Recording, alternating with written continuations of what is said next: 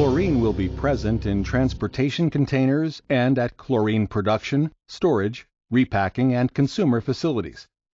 Due to the properties of chlorine, most likely the only form of chlorine that a responder will encounter during a release is a gas. Exposure to liquid chlorine will be unlikely unless it occurs at the exact release point. There are three types of releases: instantaneous, continuous, and intermittent. An instantaneous release is characterized by the release of chlorine into the atmosphere in a relatively short period of time, like an explosion or catastrophic container failure. This type of release will result in a gas cloud that moves across the downwind range while increasing in size but decreasing in concentration. The concentration of chlorine monitored at any given point downwind will vary over time, depending on a number of factors. A continuous release is characterized by the release of chlorine to the atmosphere over a longer period of time, like a valve failure, rupture, or process fitting failure. This type of release will result in a continuous plume that reaches an equilibrium size and concentration gradient. The concentration of chlorine monitored downwind from the source will be relatively constant for the duration of the release.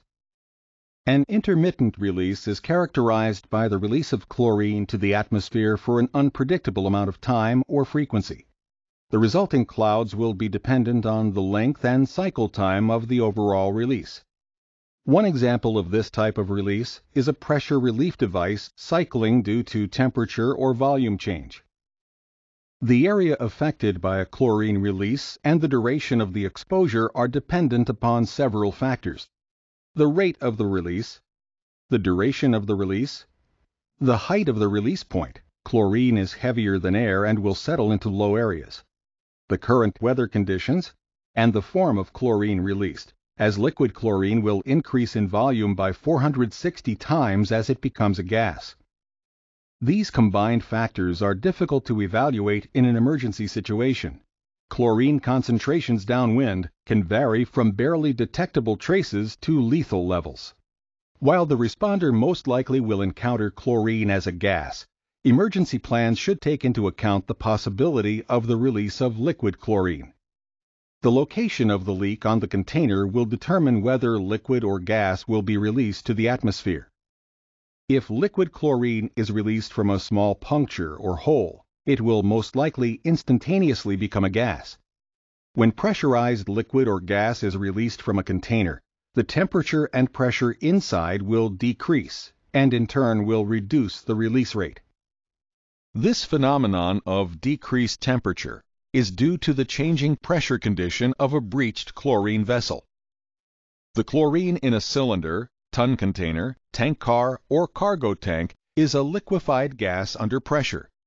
The temperature of that liquefied gas is cool, but not so cold that the exterior of the container would be cold to the touch. At higher pressures, liquids boil at higher temperatures. At lower pressures, liquids boil at lower temperatures. This is why water boils at lower temperatures at higher elevations above sea level. The atmospheric pressure is lower, so the boiling point is lower.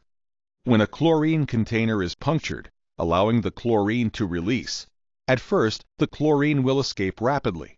As the chlorine is released, the container that was under pressure will now equalize in pressure with the atmosphere. Once the liquid level drains below the puncture point, auto-refrigeration takes place. Auto-refrigeration is the result of chlorine quickly escaping from the container, which causes the chlorine to cool down below its boiling point at the new lower pressure condition. It becomes colder because it is no longer under pressure from being in an enclosed container. Because the chlorine remaining in the container is so cold, a visible frost layer will form on the outside of the container at the liquid line, which is typically the level of the puncture. When this occurs, the rate of release will significantly decrease, although there still is a considerable amount of liquid chlorine remaining in the container. However, any heat source, like water, or agitation, like moving the container to a secure location, can cause the remaining liquid chlorine to vaporize and allow more vapor chlorine to escape. Escaping liquid chlorine may collect in a pool and may actually form a running stream. Liquid chlorine, upon contact with any heat source, like the air, ground, or water, will boil.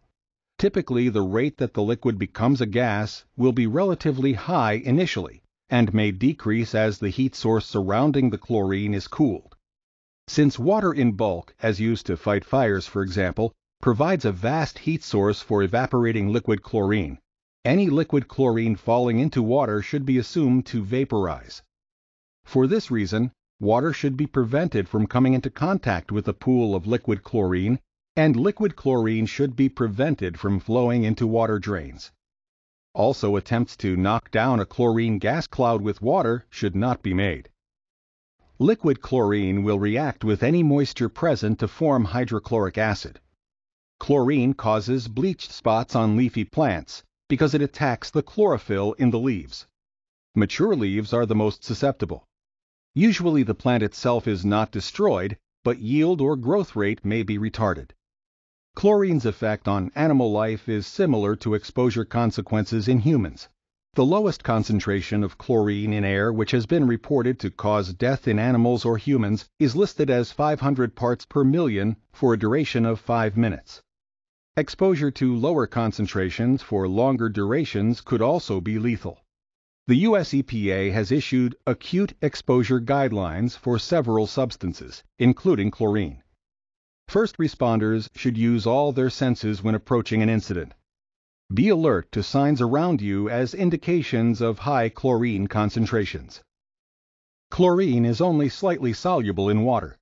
Aquatic life is fragile, and many forms would be adversely affected by chlorine in concentrations well below 1/10 of 1 part per million.